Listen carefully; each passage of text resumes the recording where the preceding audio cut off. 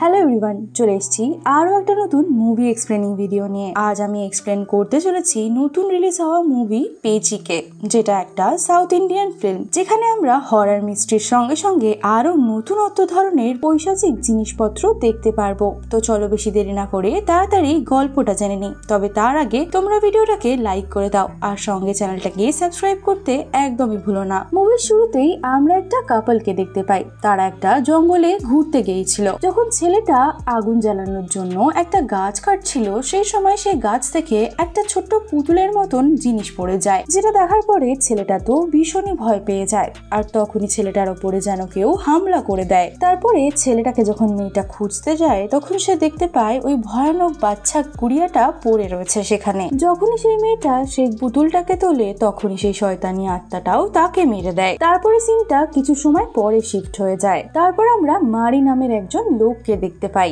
যে এই এরিয়ার মধ্যে গাইডের কাজ করত। আজকে তার মেয়ে তাকে বলে যে বাবা, কাজ থেকে তুমি আজ তাড়াতাড়ি বাড়ি ফিরে এসো, কারণ আমি আমার জন্মদিনটা তোমার সাথেই মানাতে চাই। মারি তখন নিজের মেয়ের সঙ্গে কথা বলে নিজের কাজে চলে যায়। তারপরে মারি একজন লোকের সাথে এসে দেখা করে, যার নাম হচ্ছে চরণ। আর সেই মারিকে এইবারে হায়ার করেছিল। আসলে চরণ নিজের গ্রুপের সঙ্গে জঙ্গলে ট্রেকিং করতে এসেছিল। আর সে মারিকে বলে আমরা কালকে সকালে ট্রেকিং এ যাব। তারপরে এই কথাটা চরণ নিজের গ্রুপকে জানায়। কিন্তু এখানে চরণের গার্লফ্রেন্ড মিনা বলে আমাদের কোনো গাইডের দরকার নেই, তিনি যদি আমাদের সাথে যান তাহলে বেকারই আমাদেরকে আটকাবেন, এই কারণে আমাদের একলাই চলা উচিত। কিন্তু চরণ তখন বলে যে গাইড যদি আমাদের সঙ্গে থাকে তাহলে লোকাল লোকগুলো আমাদেরকে ডিস্টার্ব কম করবে। আমরা জানি না জঙ্গলটা কেমন, যে কারণে মিনাও কোনো কথা বলে না। তারপর আমরা দেখতে পাই পরের দিন সকালে সবাই ট্রেকিং এর জন্য বেরিয়ে যায়। মারিও তাদের সঙ্গে ছিল। রাস্তায় মারির মেয়ে এসে তাকে একটা তাবিজ মার্কা লকেট পরিয়ে দিয়ে চলে যায়, কারণ ওদের মান্যতা ছিল সেই জঙ্গলটা অনেকটাই ভয়ানক ছিল। এই কারণে সেই লকেটটা কালো শক্তির থেকে মারিকে প্রোটেক্ট করে রাখবে। তারপরে তারা নিজেদের গাড়িটাকে এক জায়গায় রেখে সেখান থেকে তারা নিজেদের ট্রেকিংটা শুরু করে, যেখানে তারা শুরুতে বেশ মজা করছিল। তারপরে মিনা সেখানে নদী দেখতে পায়, যার কারণে সে সেখানে চলে যায়। তখন মারি তাকে বারণ করে, বলে যে এখানে এভাবে বসা একদমই ঠিক হবে না আমাদের, এই কারণে একটা নিরাপদ জায়গায় ক্যাম্প লাগানো যাক, আর সেখানে গিয়ে না হয় আপনারা বিশ্রাম করে নেবেন। এই কথাতে চরণও তাদের সম্মতি দেয়। আর মিনা এখানে খুবই রেগে যায় চরণের উপরে। সে বলতে থাকে যে আমি একটু শান্তিভাবে এনজয় করতে পারছি না, যার কারণে সে মারিকে কথা শুনিয়ে সেখান থেকে চলে যাচ্ছিল। আর সে গাইডকেও বলে যে তুমি গাইডের মতন থাকো, মাঝখানে কথা বলার চেষ্টা করো না। তারপরে এরা একটু আগে গিয়ে হাঁপিয়ে গিয়ে বসে পড়ে। তারপরে এদের গ্রুপের একটা জেরি নামের লোক অনেক মজা করছিল, যার কারণে চারু নামের একটি মেয়ে তাকে পাথর ছুঁড়ে মারে, যেটা একটা ঘন্টির মধ্যে গিয়ে লাগে, যেটার আওয়াজ শোনার পরে চারু আর সেতু নামের ছেলেটা দেখতে চলে যায় সেটাকে। এখানে একটা রাস্তার মধ্যে অনেকগুলো ঘন্টা লাগানো ছিল। তখন সেতু মজায় মজায় সেই ঘন্টিগুলোকে সেখান থেকে ফেলে দেয়, আর সেখানে একটা ভয়ঙ্কর আওয়াজ হতে থাকে সারাক্ষণ, যেটার কারণে সবার মাথায় ব্যথা করছিল। এটা দেখার পরে মারি সেতুকে খুবই বকা দেয়। সে বলে যে গ্রামের লোকেরা এই রাস্তাটাকে বন্ধ করেছে, তুমি এটাকে খুলে দিলে কেন? আর এখানে পরিষ্কার ভাবে লেখা রয়েছে রাস্তায় যাওয়া বারণ রয়েছে, তুমি দেখতে পাও না? তখন তাকে সেতু বলে যে তুমি বেশি কথা বলো না, আমার রাস্তাটা ইন্টারেস্টিং লেগেছে তাই আমি যাব। তখন মারি তাকে সোজাসুজি বারণ করে দেয় যে তোমরা যদি এখান থেকে যেতেই চাও তাহলে তোমরা একলা চলে যাও। এই রাস্তাটা কালী শক্তির দিকে যায়, যার কারণে মিনা এই কথাটা শোনার পরেই হেসে দেয় যে এই লোকটা হয়তো পাগল রয়েছে। তারপরে চরণ মারির কথা মেনে নেয়। তারপরে সে গ্রুপের সবাইকে বলে যে একটা সেফ রাস্তা দিয়েই আমরা এগিয়ে যাই। তারপরে যখন এরা সবাই মিলে একসাথে যাচ্ছিল, সেখানে চারু নামক একটি মেয়ে যে কিনা সবার পেছনে পড়ে গিয়েছিল। তার মনে হচ্ছিল যেন তাকে কেউ পেছন থেকে ডাক দিচ্ছে, তাই জন্য সে চুপচাপ সেই রাস্তায় যাচ্ছিল। তখন আমরা দেখতে পাই ঝোপঝাড়ের মধ্যে থেকে বেরিয়ে চারু পাহাড়ের থেকে পড়ে যাচ্ছিল। সেই সময় ওখানে মারি চলে আসে এবং চারুকে বাঁচিয়ে নেয়। আর আমরা একটা কালো শক্তিকে তাদের পেছন পেছন আসতে দেখতে পাই। তারপরে চারু একটু টেনশনই চলে আসে যে হঠাৎ করে তার কি এমন হলো। কিছু দূর চলার পরে তারা সেখানে ক্যাম্প লাগিয়ে নেয়, যেখানে সবাই গল্প গুজব করছিল। সেখানের মধ্যে থেকে জেরি নামক ছেলেটি ছিল একজন ফটোগ্রাফার। সে ফটো তোলার চেষ্টা করছিল। তাকে ভয় দেখানোর জন্য তার বন্ধুগুলো এদিক ওদিক লুকিয়ে পড়ে। মারি সেই সময় ক্যাম্প পেয়েছিল। যখন জেরি তাদেরকে খোঁজার জন্য এগোচ্ছিল তখন কেউ যেন তার পাটাকে টেনে সেখানে তাকে ফেলে দেয়। তখন সে একটা গাছের পেছন থেকে একটা ভয়ঙ্কর চেহারা দেখতে পায়। সেটা দেখার পরে সে তো পুরো ভয় পেয়ে যায়। আর সেই সময় তখন তার বন্ধুগুলো তার কাছে চলে আসে। তারা ভাবতে থাকে যে জেরিকে হয়তো তারা ভয় দেখিয়ে দিয়েছে। কিন্তু জেরি তখন খুবই রেগে যায় আর তাদের উপর চিল্লে চিল্লে বলে যে আমি একটা ভয়ানক চেহারা দেখেছি যে আমাকে টেনে ফেলে দিয়েছে এখানে। কিন্তু কেউই তার কথাতে বিশ্বাস করে না। তারপরে জেরি রেগে গিয়ে ওখান থেকে ক্যাম্পে চলে আসে সোজা। তারপর তার বন্ধু বান্ধবরা তাকে বোঝাতে আসে যে আমরা তো তোর সাথে শুধু মজাই করছিলাম। এই কথাতে জেরি তাকে নিজের পায়ের চিহ্ন দেখায়। তখন সে দেখতে পায় যে তার পায়ে খুব জোরে ধরার কারণে আঘাতের চিহ্ন এসে গিয়েছে। আর জেরির মনে হয় যে এখানে কোনো আত্মা রয়েছে যারা তাদেরকে টেনে নিচ্ছে। কিন্তু তার বন্ধু বান্ধবের মান্যতা ছিল জেরি হয়তো কোনো গাছের সাথে ধাক্কা খেয়েছিল, যার কারণে জেরির পায়ে এভাবে আঘাত লেগেছে। আর তার বন্ধু বান্ধব গুলো তার উপরে শুধু হেসেই যাচ্ছিল। তখন জেরি বলে তোমরা যদি এতই সাহসী তাহলে নাও কাপড়, ওই গাছের মধ্যে বেঁধে চলে আসো, তাহলে তোমাদেরকে মেনে যাব যেখানে ওই ঘন্টাটা পড়েছিল। আর মারি বলেছিল এটা ভয়ানক জায়গা। তারপরে তারা দুজন মিলে চ্যালেঞ্জটার জন্য হ্যাঁ বলে দেয় এবং তারা দুজন মিলে সেখানে চলে যায় কাপড় বাঁধার জন্য। কিন্তু মারি তখন তাদেরকে বারণ করে। তারা মারিকে না মেনে বকা দিয়ে সেখান থেকে চলে যায়। তারপরে চারু রাস্তায় যাওয়ার সময় গাছের মধ্যে থেকে একটা লাল ধাগা বাঁধতে বাঁধতে যাচ্ছিল, কারণ যাতে রাস্তা দ্বারা ভুলে না যায়। তারপরে এরা যখন একটু আগে যায় তখন তারা একটা খান্ডার মতন ঘর দেখতে পায়। তখন সে বলতে থাকে চলো ভেতরে গিয়ে দেখি ওখানে কি রয়েছে। আর তারপরে তারা দুজন মিলে ভেতরে আসে। তারপর তারা দেখতে পায় এখানে অনেক আজব আজব জিনিসপত্র পড়েছিল, যেন মনে হচ্ছিল কেউ এখানে কালা জাদু করতো। তারপরে সেতু দেখতে পায় এখানে একটা বেসমেন্ট রয়েছে, যার কারণে সে সেই বেসমেন্টে এগোতে থাকে। আর ওই ঘরের মধ্যে অনেকগুলো পুতুলও রাখা ছিল, খুব ভয়ঙ্কর পুতুল। তাদের মধ্যে একটাকে চারু নিজের হাতে তুলে নেয়। আর এটা সেই পুতুলটাই ছিল মুভির শুরুতে যেটা আমরা দেখেছিলাম। পুতুলটা হাতে নিতেই চারু একটা খুবই ভয়ঙ্কর মহিলার একটা ফেস দেখতে পায়। আর সেই সময় সেতু ফেরত চলে আসে, যার কারণে সে বলতে থাকে আমাদের এখানে থাকাটা একদমই সেফ নয়, সোজাসুজি চরণের কাছে চলো,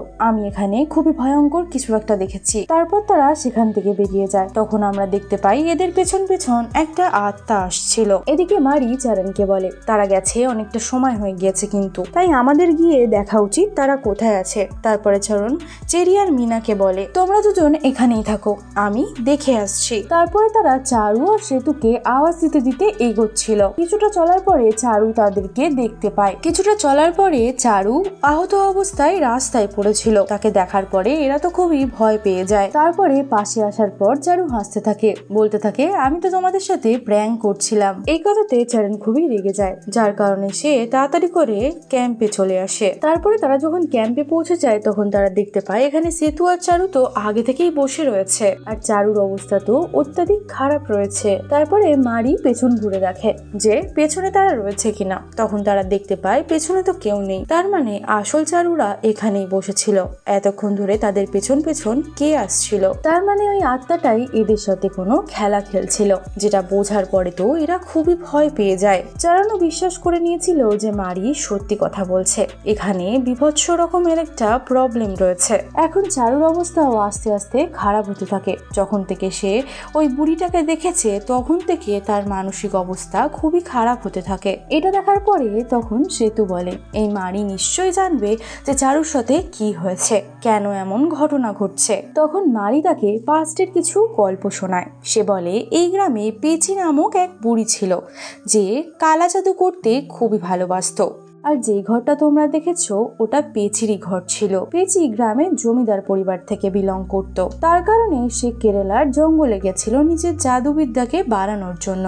তারপর সে এখানে ফিরে আসে। সে অনেক শক্তিশালী ছিল, তার কিছু চেলাও ছিল যারা তাকে সেবা করত। এরা কালো শক্তিকে খুশি করার জন্য সব রকম কাজ বাজ করত, এমনকি বাচ্চাদের বলিও চড়াতো। যখন গ্রামের লোকেরা এই কথা জানতে পারে তখন তারা পেচিকে মারার জন্য সবাই মিলে একত্র হয়ে তার কাছে যায়। একটা গ্রামের লোক যখন তাকে মারতেই যাবে তখন পেচি তাকে চোখের ইশারায় মেরে ফেলে। তারপরে গ্রামের পঞ্চায়েতের মুখিয়া পণ্ডিতের থেকে হেল্প নিতে চায়। তখন পণ্ডিত তাকে জানায় পেচি জাদু টোনা করে নিজের জীবনটা সংখ্যাকে বাড়িয়ে নিয়েছে, আর এই কারণে সে এতদিন ধরে ছোট্ট ছোট্ট শিশুদের বলি দিচ্ছিল। আসলে পেঁচি যতগুলো বলি চড়াবে সেই সব কটা মানুষের আয়ু তার লেগে যাবে, আর এখন তাকে একটা অনেক বেশি স্পেশাল বলিও দিতে হবে যাতে করে সে আরো বেশি শক্তিশালী হয়ে যায়। আমরা চাইলেও তখন আর কিচ্ছু করতে পারবো না। যদি আমরা এই পেঁচিকে শেষ করতে চাই তাহলে একটাই উপায় রয়েছে, একে মেরে এর আত্মাটাকে বন্ধ করে রেখে দিতে হবে, না তো সে আবারও ফিরে আসবে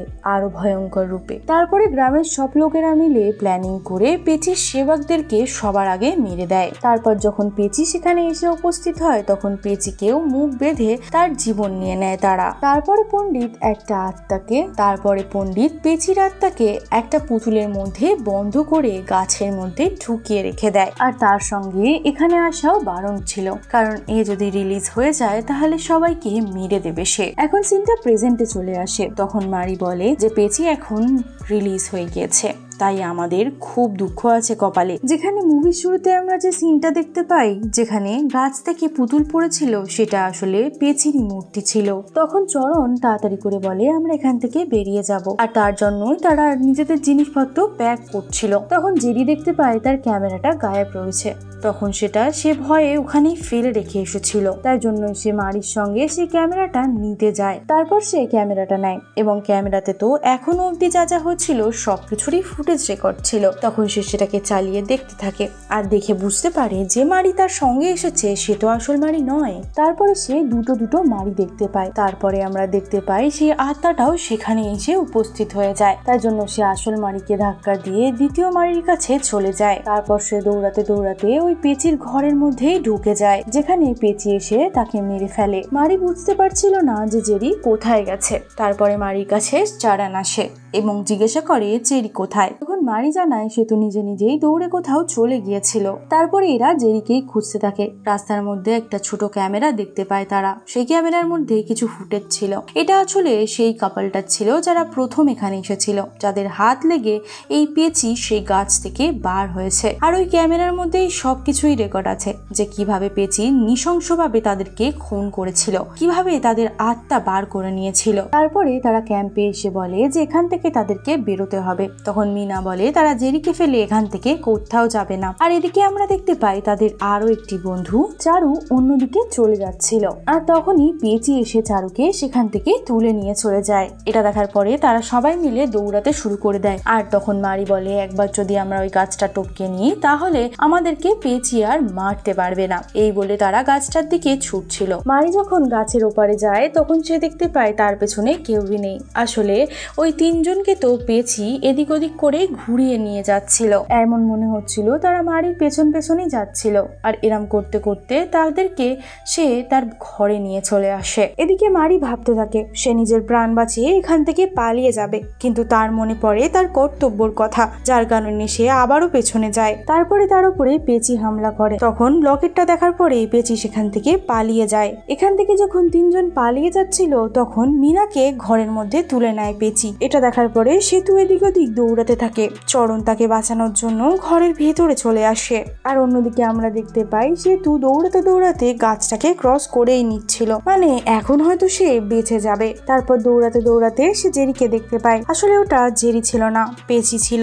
আর সে সেতুকে সেখানেই মেরে ফেলে দেয়। আর এদিকে মিনাকে হুঁশে এনে চারান সেখান থেকে বেরিয়ে আসে। এরা এখান থেকে চলে যাচ্ছিল, তখন সেখানে মারি চলে আসে। আর এরা বিশ্বাস করতে পারছিল না এটা আসল মারি নাকি নকল মারি। যা হোক করে তাকে মারি বোঝায় যে আমি আসল, আর তোমরা যদি এখানে বেশিক্ষণ থাকো তাহলে তোমরা মারা যাবে। কিন্তু মিনা কিছুতেই মানতে চাইছিল না। তখন চারান তাকে বলে, তখন মারি তাদেরকে বলে আমার কাছে এই লকেট রয়েছে, গ্রামের লোকেদের সবার কাছেই এটা রয়েছে, আমি এখানকার, তাই ও আমায় কিছু করতে পারবে না যতক্ষণ আমার কাছে এই লকেটটা রয়েছে। আর আমি মুখিয়ার পরিবার থেকেই বিলং করি, যার কারণে পণ্ডিতজি মুখিয়াকেই এই লকেটটা দিয়েছিল পেঁচির থেকে বাঁচার জন্য। আর এটাই আমার মেয়ে আমার কাজে আসার সময় আমাকে পড়িয়ে দিয়েছিল। যখনই তিনজন মিলে গাছটা পার করতে যাবে তখনই মিনা ওই পারে পড়ে যায়। তখন তাকে পেঁচি টেনে নিয়ে চলে যায়। ওটা দেখার পরে চরণ তাকে বাঁচানোর জন্য দৌড়ায়, কিন্তু মারি তখন তাকে আটকাচ্ছিল। কিন্তু চরণ মারিকে ধাক্কা দিয়ে ভেতরে চলে যায়। তখনই তার সামনে পেঁচি চলে আসে। যখনই সে তাকে মারতে যাচ্ছিল তখনই সেখান থেকে পেঁচি ভয়ে চলে যায়। চরণ তখন দেখতে পায় তার কাছে মারির লকেটটা রয়েছে। আসলে মারি চরণের জঙ্গলে যাওয়ার সময় তার পকেটের মধ্যে এই লকেটটা দিয়ে দিয়েছিল। চরণ এইসব কিছু ভেবে সেখান থেকে বাইরে বেরিয়ে যাচ্ছিল, কারণ সে ভাবছিল সে হয়তো আর মিনাকে দেখতে পাবে না। তারপরে আমরা দেখতে পাই চরণ যখন সেখান থেকে বেরিয়ে আসে তখন সে দেখতে পায় মারিকে পেঁচি মেরে ফেলে দিয়েছে, যেই কথাতে সে খুবই দুঃখিত হয়ে যায়। যদিও বা এখানে পেঁচি গাছের বাইরে কি করে এলো সেটা খুবই রহস্যজনক ব্যাপার, আর এটাই আমরা আরো আগে জানতে পারবো। তারপরে চরণ যা হোক করে সেই জঙ্গল থেকে বেরিয়ে একটা গাড়ির সামনে চলে আসে, আর যখনই সে গাড়ির মধ্যে বসতে যাচ্ছিল তখনই সেখানে সে মিনাকে দেখতে পায়। তারপর কেউ তাকে মেরে অজ্ঞান করে দেয়। তারপর চরণের যখন হুঁশ আসে সে দেখতে পায় সে পেঁচির ঘরেই ছিল, আর তার সামনে মিনা বসে রয়েছে, যাকে দেখার পরে সে তাকে অবাক হয়ে জিজ্ঞাসা করে যে আমরা এখানে কি করছি। তারপরে মিনা নিজের আসল পরিচয় দেয়। সে বলে আমি পেঁচির সঙ্গে রয়েছি। আসলে মিনাই প্রথমে চরণকে নিজের ভালোবাসার মধ্যে ফাঁসিয়েছিল। তারপর তাদেরকে ট্রেকিং এর জন্য উকসিয়ে তাদের সব বন্ধু বান্ধবকে নিয়ে এখানে ঘুরতে এসেছিল। আর তারপর আমরা জানতে পারি মিনা আসলে ওই মহিলাটির নাতনি ছিল আর পেঁচির সেবা করত। পেঁচি আর বাকি লোকেরা যখন মারা যায় শুধুমাত্র এই বাচ্চা মেয়েটি বেঁচে ছিল।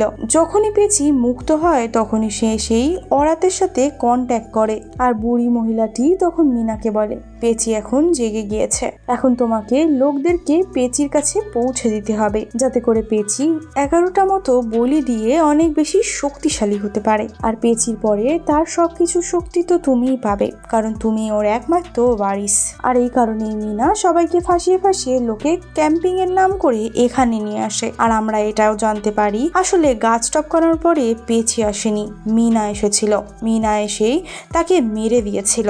এখন 6টা বলি হয়ে গিয়েছে, কারণ মিনাই মারিকে মেরে দিয়েছিল, আর 5টা মাত্র বলি বাকি রয়েছে। তারপরে সবকিছুর খেল খতম। এইসব বলার পরে মিনা আবার নতুন শিকার খোঁজার জন্য সেখান থেকে বেরিয়ে যায়। তারপরে পেঁচি এসে চরণেরও বলি নিয়ে নেয়। তারপরে আমরা কিছুদিন পরে সিন দেখতে পাই যেখানে আমরা দেখি কিছু লোক গাড়ি করে জঙ্গলের দিকে এগিয়ে আসছে। আর এখানে একটা লোক বলছিল আমার ভাই এই জঙ্গল থেকে আজ অব্দি ফিরে আসতে পারলো না, আর আমি ওকে এখানেই খুঁজে বার করব। ঠিক হয়তো এটা চরণের ভাই হবে।